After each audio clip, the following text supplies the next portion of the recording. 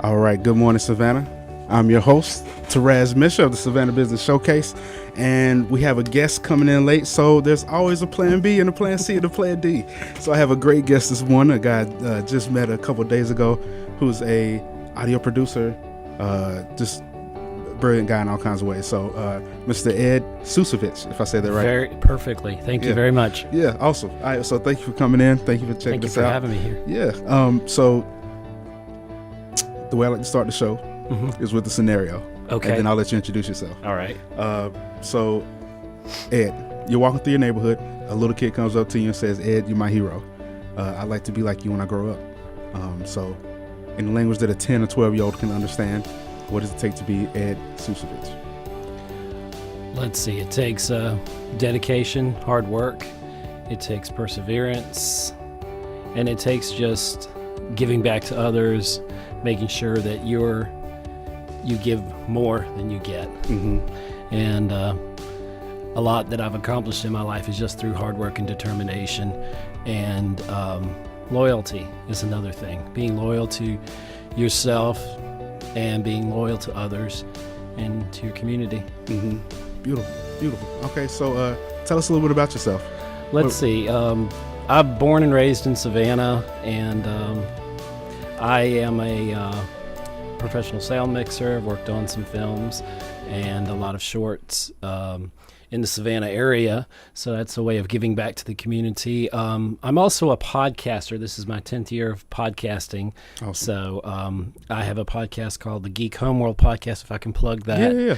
Okay, it's at geekhomeworld.libsyn.com. And basically it is a podcast about if a bunch of us got together and we were talking about maybe the latest Marvel movie or something like that. So it grew out of something like that, just friends talking. And I talked to a lot of people. I also talked to people in the movie industry and that I work with and come across, and people that I'm just fascinated about.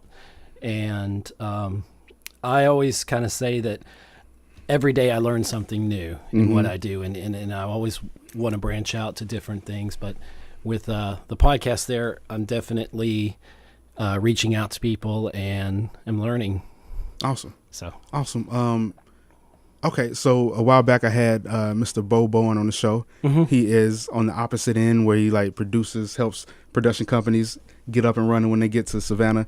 So on your end, who's a part of the production company, I'm interested in hearing about what does it take to be a audio engineer? What does it take? What it does take and how are you lot. Getting started? Well, getting started, there's different facets to it, but it's always involves a strong work ethic. It involves making sure that you do everything to the best of your ability with the most attempt at perfection. You'll never achieve perfection, but you want to get as close to that as possible in what you do. And so it's just you have to really work hard at it. Hard work is the biggest thing, I think. Very true. So awesome. Okay, cool. Well, we just had another special guest come in. We'll let him jump on the mic in just a second, but you can go ahead and get on that side. I'll turn it up. Cool. And Mr. Greg Hornak. How's it going? It's going good, man. Excellent. Yeah, awesome. Yeah, you're a few minutes behind, so I have Mr. Ed Ciucevich here, who's a sound engineer here, and he jumped in. He was just coming to check the show out, but he held it down for you. Excellent. Yeah. I am good at many things. Showing up on time is not one of them. So I apologize. It's all good. It's all good. Yeah, so we'll figure this out some way. We'll get everybody in. But so the way I like to start the show, and I'll give you a chance to answer this too. Great. Ed just gave a great answer. But so I like to start the show with a scenario for business owners. So here it is. You walking through your neighborhood. A little kid comes up to you and says, "Greg, you're my hero. I like to be like you when I grow up." So in the language that a 10 or 12-year-old can understand, what does it take to be Greg Hornak? All right. Well, I don't talk to 10-year-olds often because I went to art school. So none of my friends have kids. But what's it? I'd probably just say, always, trust your instincts. Like, trust your gut feeling. Like, if you feel like something is the right path or the right, like, course that you should take, go ahead and go for it, rather than letting anybody else, like, tell you what to do or define what you need to do or, tell you what path to take. Because the path is, like, what you define. Right. Yeah, right. I don't know. That's probably what I would like get at. Like, most importantly, is just like kind of just follow yourself rather than following what other people have laid down for you. Right. I agree with that. Yeah, I definitely agree. I don't with know that. if that's good advice to give a kid, but no, it is. To follow your path. That's definitely good advice. You know, for sure. What? Okay, so I think the way we'll do this is, Ed, you'll just be my co-host today. Okay. So if you have any other questions, I always throw them out there. So Greg, like you have a hot sauce, you have a visual services company, you host a show. Yes. Okay, so you do a lot of cool things. So like, how'd you get started, and what was the spark that said, I want to be an entrepreneur, I want to be a business owner? I mean, my mom, honestly, she did like various entrepreneurial ventures when I was growing up. I mean, I can remember being like 10 or something and going to the like Houston Small Business Owners Association. Okay. So what's it like? I've been basically like aware of the idea of entrepreneurship like since I was a kid, and always been kind of like intrigued by that idea of like, you kind of have to make the money work for yourself, or else it's basically not going to come. Yeah. Unless you're an investment banker, I guess. But like, there's not a lot of other ways around it in terms of like, actually following your principles and still being able to like make money in this world, right? Like get ahead and stuff like that, and bring other people ahead. I've found that you have to have a real passion for what you do. You really have to believe in what you're trying to achieve and focus on that goal. Do you find that? Yeah, I mean, for sure. I mean, a lot of it has to be like self-motivated. And I mean, last night I was thinking, man, I kind of like live in a world of my own creation, whether that's a good thing or a bad thing. I'm still kind of figuring out. I'm like, all right, like, am I just kind of like making this for myself, or am I making it for other people? Yeah. But it's definitely like a self-motivating practice. Like, the passion comes from doing it. Like, the passion is like that feeling that you have to do it, that feeling that you have to, stay up all night, or, pour some of your own resources into it, or that kind of thing, in order to make it work. Right.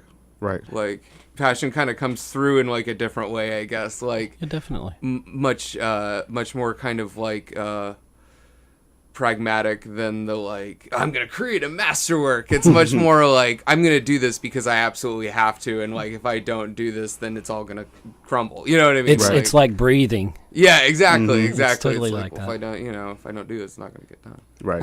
Very true. Yeah. But cool. So like, which business was the first business? So basically it all kind of started about a year after I graduated from SCAD. I was still in Savannah, just like serving tables, which I still am serving tables because it's good money. But I was just kind of like a little lost and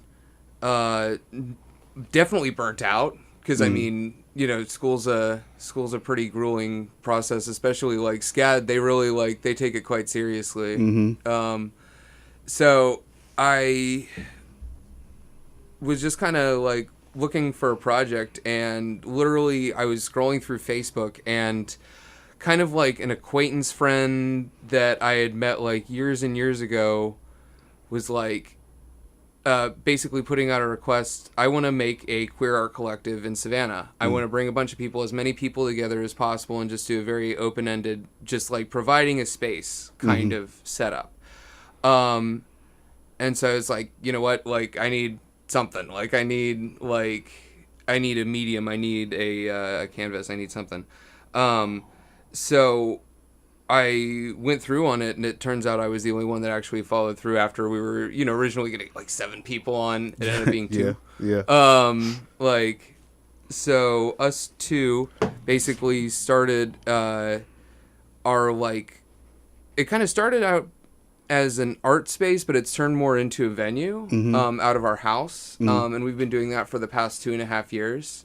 And we've had like tons, probably upwards of 100 shows at this point. That's crazy. Yeah, we do like one every week or two. Yeah. And we've had folks from all over, from like Canada, Australia, Germany, like just playing in my living room, which is like still kind of a wild experience. But so that's kind of, those connections kind of led on to the what I call Greg's Visual Services, which is really just like kind of a catch-all for the projecting and art installations and live visuals and music videos and just kind of like all the video and video related content that I put together for all these various things. Awesome. Like, you know, like DJ events, that kind of thing. Yeah. So I guess technically that one was the first. Okay. So for the people out there just joining in, so you have a lot of different things now that you do, right? So it just stacks and stacks. It just goes on and on. Yeah, I have that same problem. Focus is key to success, but it's hard to when you see so many opportunities. Exactly. Yeah, when you see so many great things happening. I've been in Savannah for 9 years. I at this point have met like so many great people here, and have seen so much potential that like such a kind of off the radar for a lot of other people city can achieve. Like that it kind of like I don't know, it hits above its pay grade. It is a good city. It's a good bang for its buck kind of city. It's like I want to advocate for it and put back to it. Sorry, I talk about Savannah and then I get lost. Oh yeah, focus. Yeah, it's it's tough to find it. It's tough to find it sometimes. Yeah. So that's cool. So you host live events, live concerts in your home. Yeah. What do your neighbors think about that? Do you have any close neighbors? Are they understanding? They are. Shockingly. We've free tickets. Yeah, of course they get in free. They, we never hitting them up for money or anything like that. You know, Savanians love a good party. So they do. Yeah, it's on 39th, which I feel like is kind of a party street. Like I definitely like.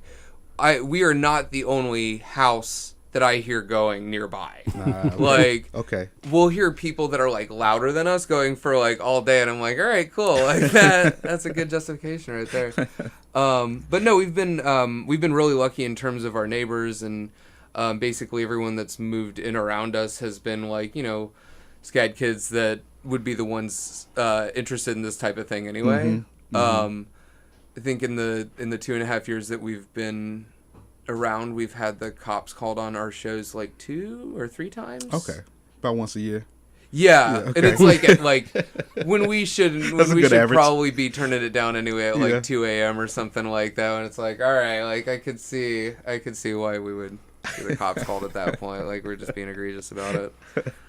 Got you. Okay, so you go from the music shows to the live event visuals. Which you did at the Tunes and Brews? I did a bit of that at Tunes and Brews. It's basically like a setup where I have a projector that takes videos that I've culled from YouTube and kind of smashes them on top of each other and blends them with each other.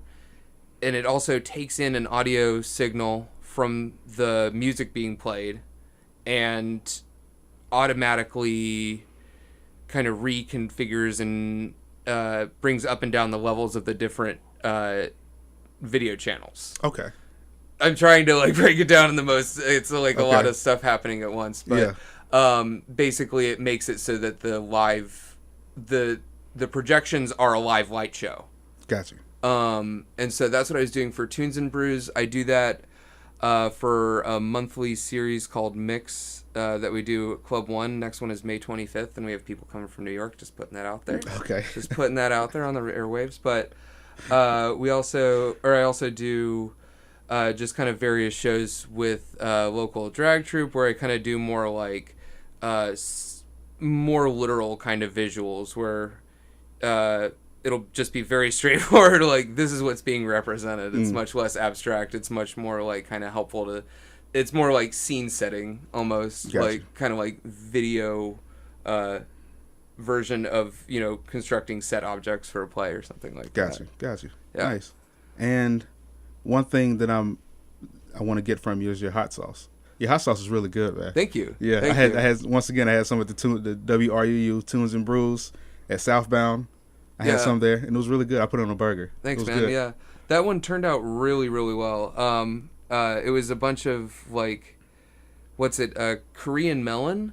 Okay. That I got from the Beaufort Highway Farmers Market up in Atlanta. Like, I just went nuts up there and just probably spent way too much, but it's an investment in a lot of really weird sauces coming up. Because it was like turmeric and Thai chilies.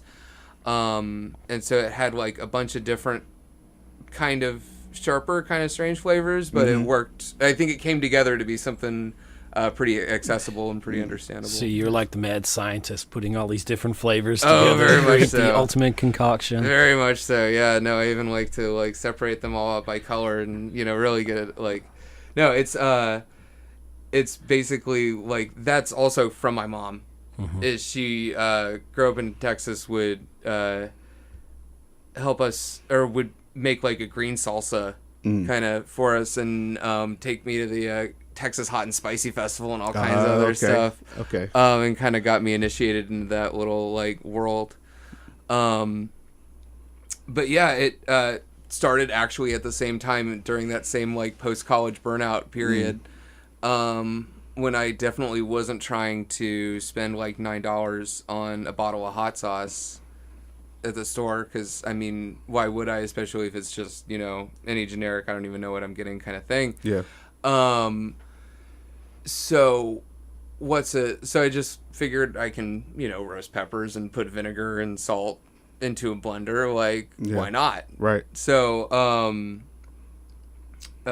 it kind of just started for me making sauces at home, and then people attending the shows. We would make food for a lot of the shows. And so obviously that was kind of a point of exposure where everyone was oh, whoa, these sauces are really good. You should, do something with this. And after hearing that enough, I was okay, well, what was I trying to get at with this to begin with? What was I waiting for this? So I started just kind of selling it to friends through Instagram.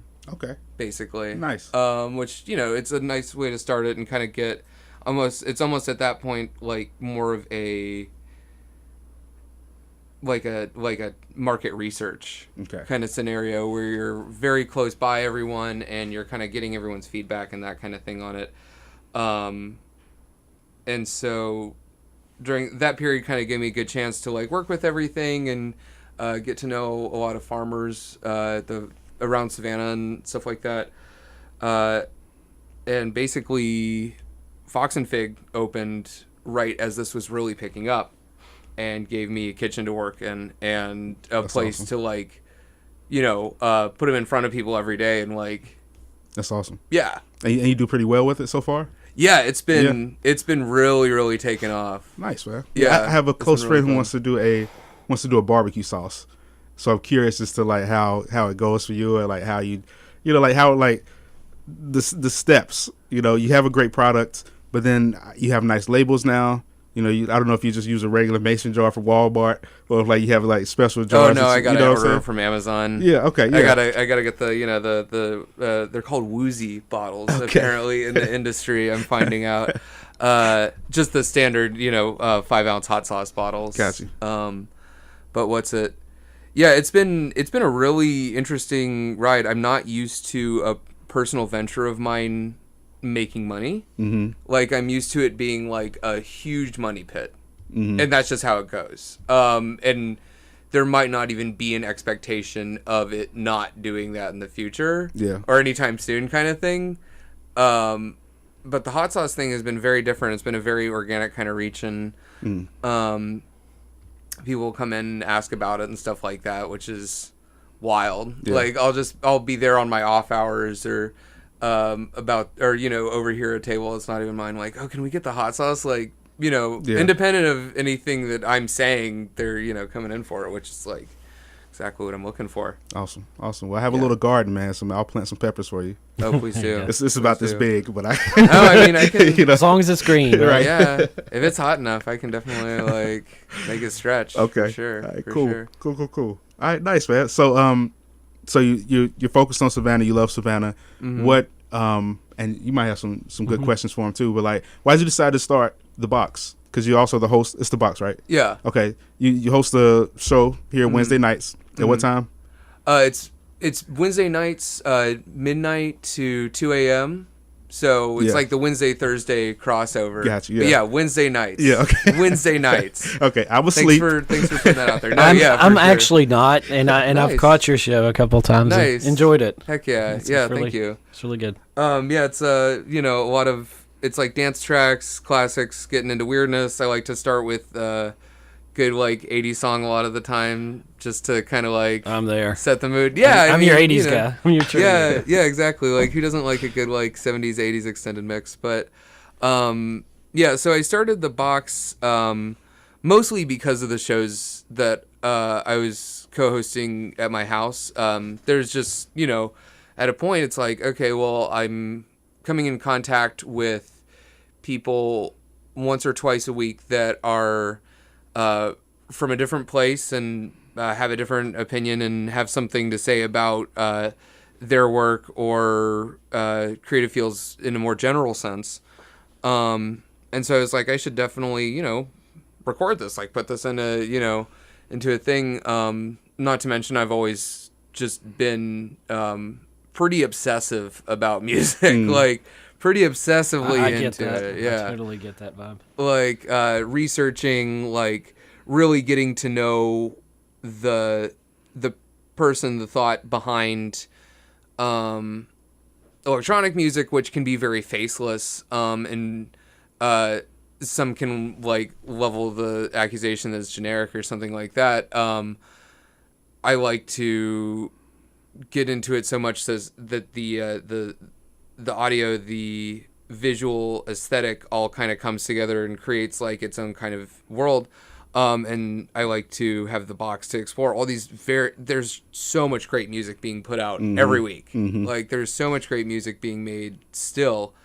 And so I definitely wanted to highlight that. And, of course, WRUU is just picking up as that was, Right. as I had that thought. So Yeah. it's kind of a perfect mixture. Yeah, that's kind of how I got involved. I had just moved to the city. I haven't even been here 2 years yet. I technically I stay in Richmond Hill, but I heard about the station. I've done something like this where I interview local entrepreneurs, and I did it in Chicago. I did it in Charlotte, and it was just a great fit. Yeah. So thankfully, WRU is here.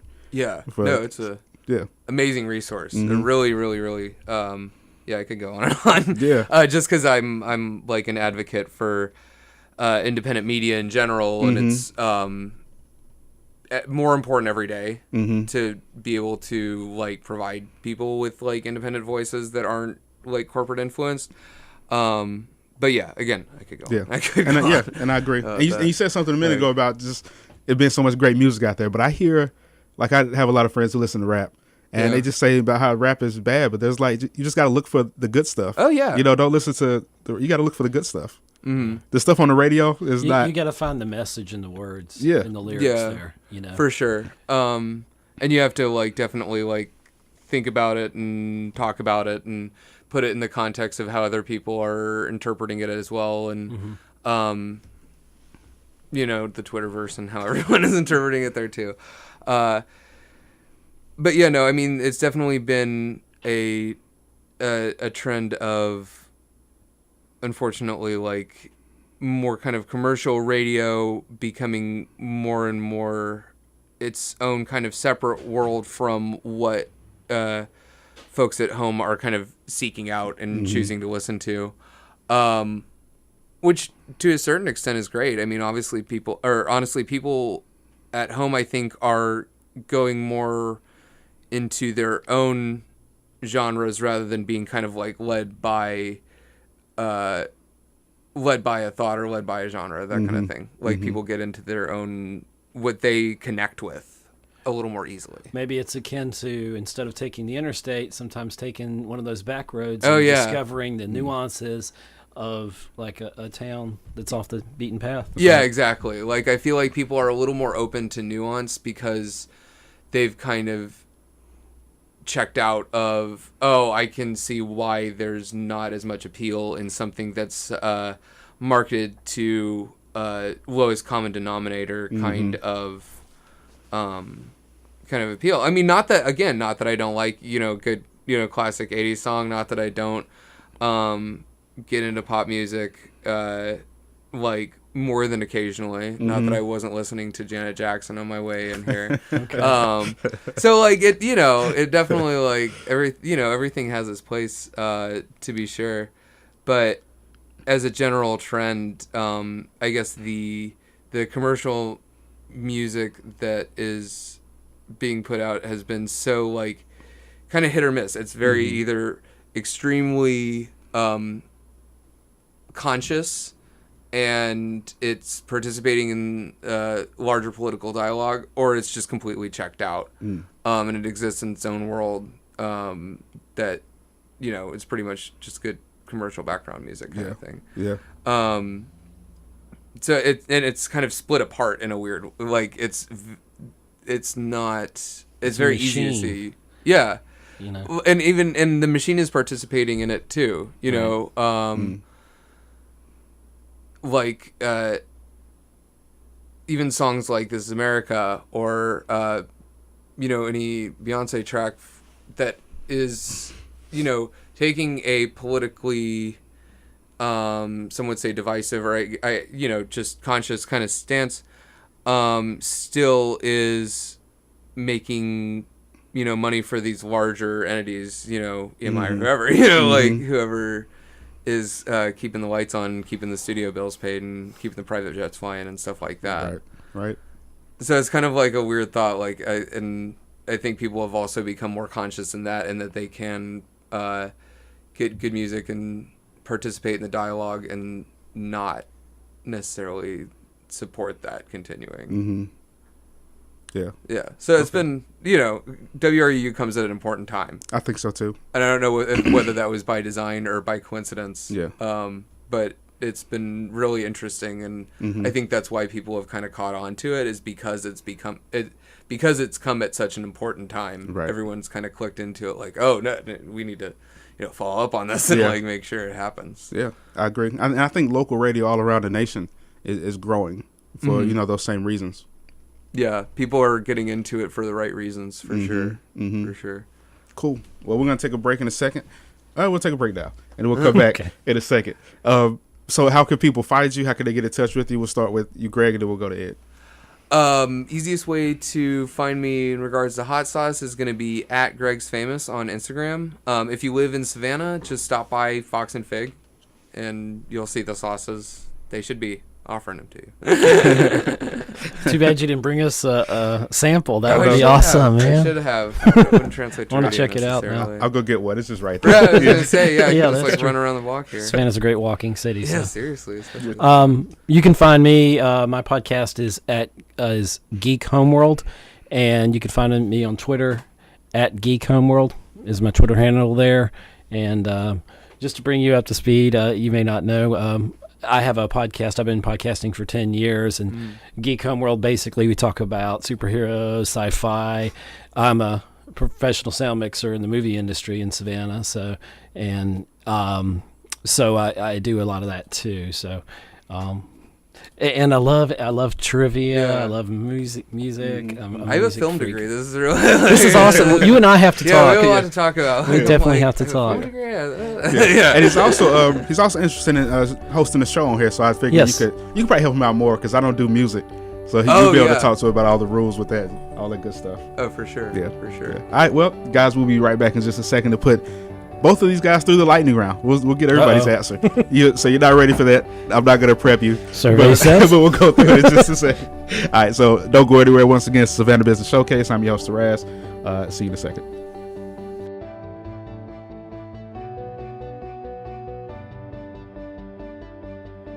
Yeah. All right, Savannah, welcome back to the Savannah Business Showcase. I'm your host, Therese. Once again, I'm in the studio with my special co-host, Mr. Ed Ciucevich, and also our featured guest today is Greg Hornak, and we're going to put them through the lightning round. All right. You guys ready? I am Thor. I don't know. Yeah, sure, why not? Okay. All right. So basically, the lightning round is just a bunch of random questions that I ask entrepreneurs from all over Savannah, just to kind of motivate other people to either take the leap into entrepreneurship or just to kind of tell your story a little bit more. But you can answer them as short or as long as you want to. All right. You guys ready? Yep. Okay. What did you want to be as a kid, and how does that relate to your current business? I wanted to be a lot of things, but I can remember wanting to be an architect. Okay. For a long time. I guess because I thought that it was a very, like, you're just kind of, like, looking at everything from above and just kind of, like, moving around the big pieces. And kind of letting the details figure themselves out, I guess. Or letting it come together like it would.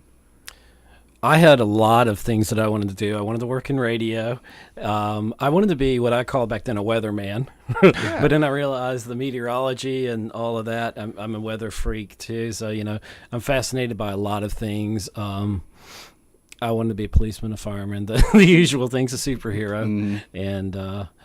And how a lot of it ties in. Everything I've done has led me to a path inadvertently to being a sound mixer like I am now, and to other ventures that I'm into. So I think everything is part of a puzzle, and you pull from, or at least I do, you pull from each of these things to create this great puzzle. It looks like a bunch of puzzle pieces, but when you put it together, you have a beautiful picture of what you want to do. And so I don't know. Beautiful. Okay. How have you approached failure in life? Either or. Revenge. No. No, revenge is bad. No, I'm Revenge joking. is I'm actually- joking. No, more than that too. No, it's it always is different. Obviously, like some failures are like a lot harder to get over than others. The thing that's kind of, when I can, I like to like use proving people wrong as a way to self-motivate.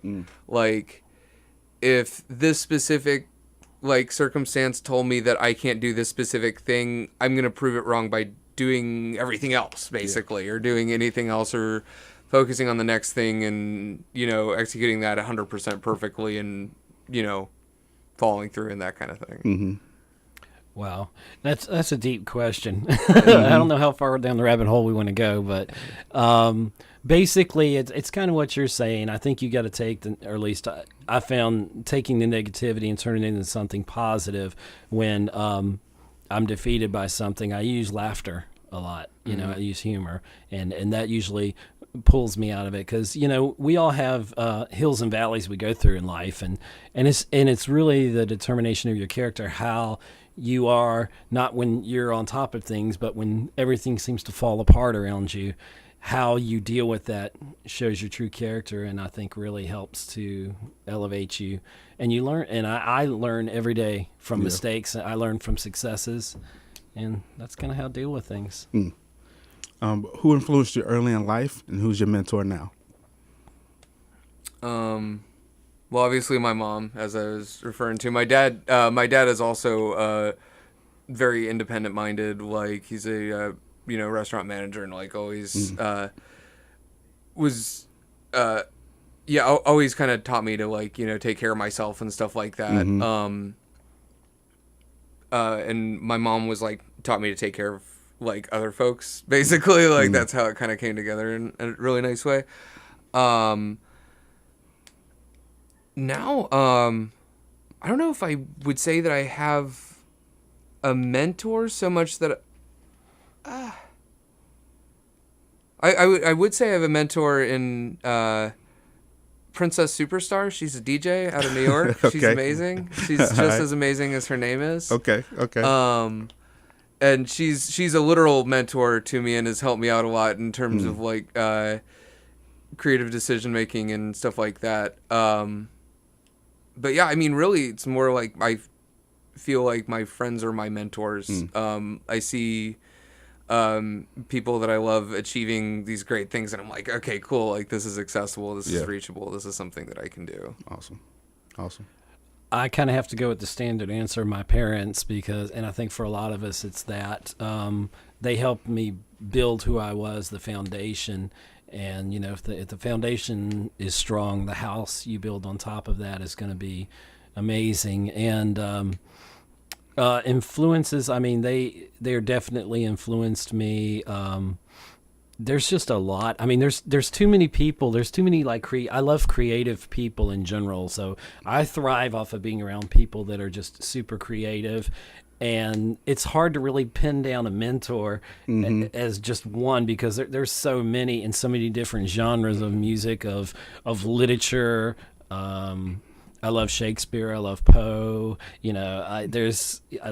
There's so much in music, obviously. Music has been kind of like that silent friend that was always there. And I almost felt like I knew the people in the songs, but I almost felt like they were speaking to me when, in the songs. And there's just, I pull from a lot of things. And I do look at people who are successful in the areas that I'm interested in. And I study what they do, and I try to learn. I'm always trying to learn something, and I may not get it at first, but eventually I think I do. Yeah, or hopefully, but it's an ongoing process. So, okay. So usually I ask this in two phases, but since we got two people, so tell me a story about a failure that you went through, and also the follow up to that is like, what would you tell an entrepreneur in a similar situation? What advice would you give them to avoid that failure? Okay, so the first thing that comes to mind is probably the biggest failure of recent years. Basically, I'd been arranging a music event in New Orleans. Okay. It was like the second of two events that I had planned for this DJ Harem that was traveling through. And it was my first out of town gigs that I had booked, and I thought that it was going to be very straightforward, like it is in Savannah, where you just, you got speakers, you got your people, you're good. You're fine. People will bring their own drinks, it's good. But there's a lot more to it in Atlanta and in New Orleans, and really anywhere outside of the town where you have lived for past years, and that kind of thing. But I was just very naive and didn't realize that. And so there was already things that were being overlooked that I didn't even realize. And then the morning that I was supposed to fly I was in Miami at the time, doing another gig. And so I was supposed to fly from Miami to New Orleans, overslept my first flight, and then missed my second flight because I got to the airport too late. And then tried to buy another, or I can't even remember if I tried to buy another flight. I definitely bought at least one or two additional flights that I didn't take that day. Oh, man. Never could end up in New Orleans. Just on the phone all day. Also was protesting a false $200 smoking charge that was added to the hotel that I had just checked out of. At the same time, I was in the Miami airport, which if anyone's ever been in the Miami airport, it is very close to just the apocalypse at all times. And it's it's hot and people are fighting, and it's not a new airport. It's like an old airport. Got you. And it's small for as large of a city as it is. So it was just, it was a unmitigated disaster all day. Show was a disaster that night. There's no one working the door. No one was taking money. Everyone was mad. It changed location. No one was attending. It was just totally no one from that camp wanted to work with me again for obvious reasons. Man. So that was a really bad day. It led to me starting to smoke again. Because it was that bad. Not literally. I just want to make sure, because you're talking to the apocalypse. You're not smoking. Or... Oh, no, not literally. Sorry, for those at home, I'm not literally, sublimating. No, I, bought the first pack of cigarettes that I had bought in, a year or two. on that day. Like, that was a really bad day. So what I got from that is don't bite off more than you can chew. Yeah. Like, when you are self-investing, when you are self-motivating, when you're the social media coordinator, the financier, the president and CEO and CFO and all of that, when you're the creative and only driving force behind what you're, or not only, when you are the like main driving force, like, make sure that what you're doing is well within your scope of skills. Yeah. Like, make it like one of your skills rather than, you know, oh, maybe I have a quarter of this that I can kind of put together. Like, you need to be above and beyond prepared for it. Because, otherwise it'll come back and bite you. Yeah, that's good advice. Good advice for me is also. Wow, I'm just so engrossed in your answer. What's the question again? Sorry. Sorry, that's the biggest failure I could think of. Tell us a story about a failure and what you would tell another entrepreneur in your similar situation that you learned from it. I think that I fail a lot, and that's probably a different way to look at it. I think, but I'm my own worst critic, so I think there's failure and success in everything that I do, in everything that we do, and I believe that it's hard to narrow it down to one thing. But what I'm trying to say is the fact that I learned from those failures, and to be specific, I just I can't honestly just narrow down one. Not to say I haven't failed. I think I've failed at a lot of things when I realize they really aren't always failures, because something good comes from each perceived failure, and you incorporate it and you say, okay, next time I'm not going to do that. Lesson learned. The worst thing for me is if someone I believe in, and it's happened, people that I've put my trust in and thought they were what they were pretending to be or proposed to be, and they didn't live up to those expectations, whether that was partly my fault or theirs.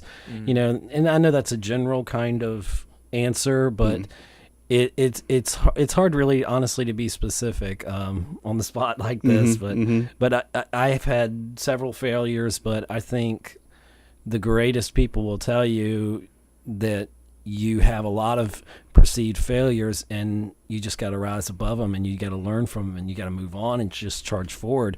So the advice is, that I would say is just persevere, work very hard, get focused, and focus is hard. It is hard, because there's so many things that there are things that I know that I'm good at, but I want to be great at one thing, but then there's the propensity to want to be good at and great at a lot of things. So finding balance and peace and quiet is hard for me. I'm an extrovert, so I don't really have much time in quiet and silence. I mean, I don't think. So I don't know if that answers the question, but no, it's good. It's good for sure. Yeah, for sure. A few more, and we'll round up.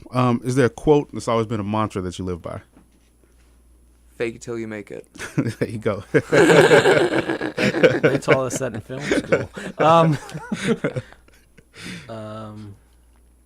And there's a lot of truth to that on the back end, because you have to, I have on a collared shirt and nice little slacks today, because I just want to make sure everybody sees me the way I feel, even if I'm broke.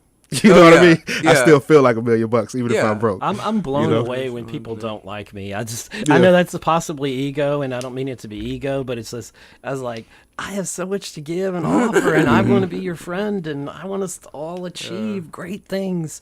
Let's see. I love literature, so it's really hard. There's one that I want to say, but it really doesn't go with how I'm feeling. But it's Lady Macbeth. Look like the flower, but be the serpent under it. I know that's the wrong thing to say. I know that's not. But gosh, to and I'm gonna mess this quote up. I know I am, but to oneself be true. That's not the actual quote, but. To thine self. To thine own self be true, or something like that. Thank you. Yeah. I'm totally embarrassing myself there. I guess, but let that be the quote, not the first one. Gotcha. Okay. 2 more. Advice for entrepreneurial kids. So 16 to 20. What advice would you give them? Find your passion. Find that thing that you think about and dream about. Don't worry about, is this going to make me $1 million trillion? Am I going to be the next billionaire? Don't focus on that yet. Focus on finding the essentials, like building a house. Make sure you build that foundation. Make sure you surround yourself with people that are smarter than yourself, that have gifts that they can help you with, and you help. Maybe there's a gift you have that you can help them with, and it'll build your core. And once you get that core built, you focus on that. And don't be afraid if your focus changes, because sometimes it does. When I was 16 versus 26, I thought totally different, and your focus will change throughout your life. But find that, if you're lucky enough to find that one thing and telescope it down to almost one precision little point, and then find out how you can be the one person that knows more about that particular topic, that particular subject. It's kind of like in podcasting. If you're that one person, you become that professional. You become, in a business, you're that one person that knows how to do a certain thing extremely well. And then I would say, don't just harbor that knowledge and keep it to yourself. Share that knowledge. Give back to your community. Give back to others around you. Help others, elevate them, rise the tide, I think is what I think. Okay. Yeah. Definitely giving back to other folks is like an important lesson to impart and repeat, and just make sure that it is followed through on, because it is it's more like the hoarding of wealth leads to a lot of problems, like a ton of problems. And so it's kind of up to the individual to kind of help mitigate that, and just kind of like, rise the tide. Yeah, that's really important. And I wasn't even thinking about that. So yeah, thanks for bringing that up. Okay. I was just thinking about global warming. And, no. Bring it up. I would, on a similar note, just get started now. Don't worry about the details. It's kind of more important that you start learning these lessons, and it's important to start failing. That's true. Like, it's important to start, learn from this having failure. these failures so that you can start learning more quickly. And like you said, get started on it. Don't wait. Get your plan and then hit the ground running. And you're gonna make mistakes. You're gonna fall flat on your face. You're gonna feel like the world's crumbled around you. But you just get up, dust yourself off, and you focus and say, okay, what did I learn from that perceived failure? Yeah. Because I don't really think anything's a failure. I really don't. I think it's just another lesson to learn. Cool, good stuff. I'll tell this story really quick, and then we'll round up because we got the next host coming in. So there was an art, to go along with what the points you guys were saying. There was an arts teacher, a pottery teacher. He tasked one half of the class to create as many pots as they can in the next week, and then he tasked the other half of the class to create one perfect pot in the next week. So one perfect, clay pot. The side of the class, they did a lot of planning around the pot, like how tall should it be? How thick should it be? What's the curvature on it? What type of clay should we use? They did all that stuff, and it never, by the time they went to make it, it was just a terrible looking pot. The other side of the class did as many as they could and just failed and failed and failed. By the end of the week, they had created pretty much the perfect pot just because they failed so much. So to go along with your idea of failing, you just got to get out there. You just got to do stuff. And probably in that allotted time, that first group probably didn't even create anything Right. in the end because they were worried about perfecting it Right. before they even tried. Right. You got to try. You got to try. Very good stuff. Well, hey, thank you guys for being on the show. Thank you so much for having Thank you, me. Ed, for being my Thank you. impromptu co-host. Thank you, Greg, for This is Thanks for awesome. putting up with me. thank you for showing up and bringing a lot of value, man. Like, you're doing a lot of great stuff. And Yes, yeah, definitely. I'm glad you're here. I'm glad you're at the WRUU. So once again, real quick, how can people find you and get in touch with you? What's the best way? At Greg's Famous on Instagram. At Geek Homeworld on Twitter. Perfect. All right. Once again, thank you guys for joining us this week. I'm Terez, your host. And as always, be the change you want to see in the world. Go out there and do something good. Go do something impactful. Tell somebody that you love them. If you want to do something great in the world, you don't have to reach 1 million people. You can go down the street and help somebody that's your neighbor. So love you guys, and we will see you next week.